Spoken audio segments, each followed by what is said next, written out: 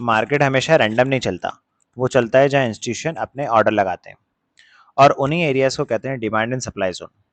तो चलिए सबसे पहले अपन कॉन्सेप्ट देखेंगे। सिंपल वर्ड्स में बताता हूँ, डिमांड जोन और सप्लाई जोन। डिमांड जोन जहाँ बिग प्लेयर्स बाय करते हैं, प्राइस वहां से ऊपर चला जाता है।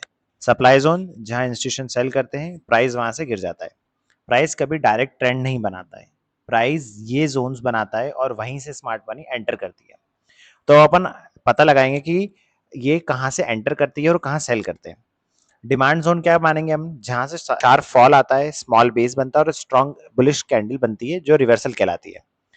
दूसरा होता है सप्लाई जोन। सप्लाई जोन तो होते हैं शार्प पहले राइज हुआ, एक स्मॉल बेस बनाया, उसके बाद स्ट्रॉन्ग बेरिश कैंडल आके सीधे ड्रॉप हो जाता है।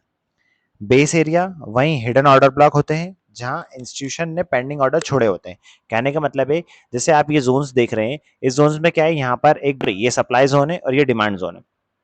तो यहाँ पर आएगा प्राइस, तो यहाँ सीधे राइज करेगा। ऊपर जाने के बाद यहाँ जैसे उन्होंने सप्लाई जोन पर टच करा, सीधे सप्लाई, सीधे बियरिश मोड ऑन हो जाता है। पता लगाते हैं कि सबसे पहले हम लोग ये ट्रेड लेंगे कैसे। अगर हमको पता चल गया कि ये डिमांड जोन सप्लाई जोन है और यहाँ इंस्टीट्यूशंस के ऑर्डर हैं, तो हम इसको ट्रेड कैसे करेंगे। तो मैं सबसे पहले आपको सिखाता हूँ। पहले हम लोग ने लास्ट वीडियो में सीखा था कि कैसे टाइम फ्रेम्स को यूज करा जाता है, सेम करेंगे। पहले हम लोग उससे हायर टाइम फ्रेम में गए।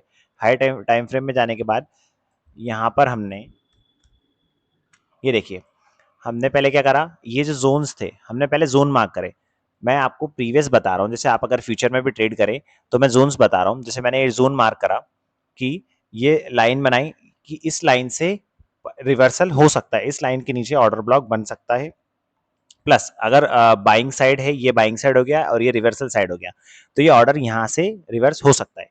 अपन छोटे टाइम फ्रेम में जाएंगे, लोअर टाइम फ्रेम में जाके हम इसमें सिर्फ कंफर्मेशन लेंगे। अब कंफर्मेशन मैं 7 और 8 तारीख को मैंने बनाया है इसको। तो देखिए, अब कंफर्मेशन कैसे लेंगे, यहाँ पर एक ऑर्डर ब्लॉक था, ठीक है। प्राइस एक बार जब मार्केट 7 तारीख को ओपन हुआ तो उसने एक बड़ा सा गैप अप ओपन हुआ, फिर उसने एक रिवर्सल लिया। रिवर्सल लेने के बाद ये इस जोन से आके क्या इंस्टीट्यूशंस के ऑर्डर लगे हुए थे, यहाँ से मार्केट रिवर्स हुआ, मतलब रिकवरी दिखाई मार्केट ने। तो ये जोन क्या हुआ, एक इंस्टीट्यूशन का जोन हो गया जहां पर उन्होंने बाय ऑर्डर लगा रखे थे। इस जोन के नीचे बाय ऑर्डर मिलेंगे। मार्केट ने रिकवरी दिखाई, रिकवरी दिखाने के बाद एक फिर से रिवर्सल है। तो शार्प रिवर्सल कभी नहीं होता है। यहाँ पर भी ऑर्डर्स थे, ऑर्डर ब्लॉक थे, प्रीवियस ऑर्डर ब्लॉक होंगे वो यहाँ पर, कि यहाँ नीचे आया, नीचे आने के बाद एक बड़ी सी बियरिश कैंडल, फिर रिकवरी की कैंडल जब भी आती है, बुलिश कैंडल रिकवरी की इतनी बड़ी बुलिश कैंडल आती है, कंफर्मेशन मिल जाता है कि हाँ अब बायर्स एंटर कर गए मार्केट में। तो आप देख सकते हैं अच्छा मूव आया। मूव आने के बाद फिर अब मेरे को पता लगाना है कि मार्केट कहाँ से रिवर्स हो सकता है।